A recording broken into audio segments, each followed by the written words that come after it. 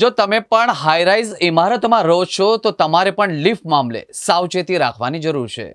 અમદાવાદના ચાંદખેડા વિસ્તારમાં એક ઇમારતમાં લિફ્ટ બંધ થઈ જતા 10 મહિલાઓ ફસાઈ હતી।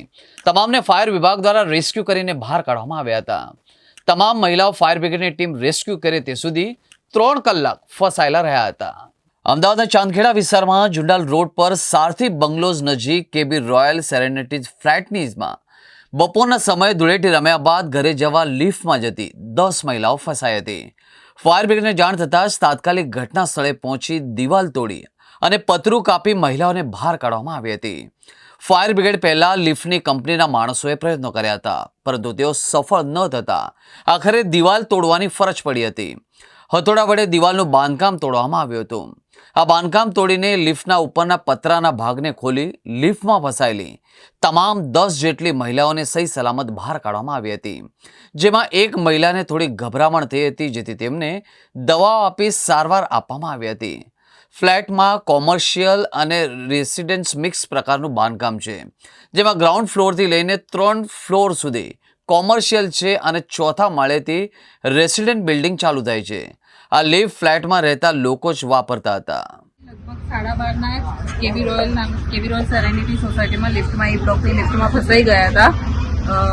12:30 लगभग 3:30 थवाया है। अमने फायर ब्रिगेडे प्रॉपर दीवाल तोड़ी अंदर थी पतरू आखू कापी तोड़ी अंदर थी बचाया है। Thank you for fire brigade. કેટલા માણસો હતા અંદર?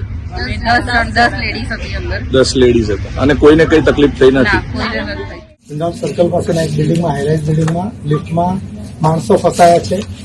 તો ઘટના સ્થળે ચાંદખેડા એસટીઓ એસઓ તથા સાબરમતીની ટીમ સાથે હું ડિવિઝનલ ફાયર ઓફિસર સ્થળ પર પહોંચેલા।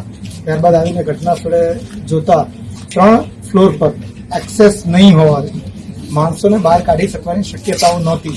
એને કાઢવા માટે કન્સ્ટ્રક્શનમાં તોડફોડ કરવી પડી હતી, જે અમે 3જા માળે તોડફોડ કરી અને માણસોને સહી સલામત બહાર કાઢ્યા છે। આપના માધ્યમથી હું તમને કહેવા માંગીશ સોસાયટીને કે 9 મીટરની અંદર એક એક્સેસ ડોર હોવો જોઈએ।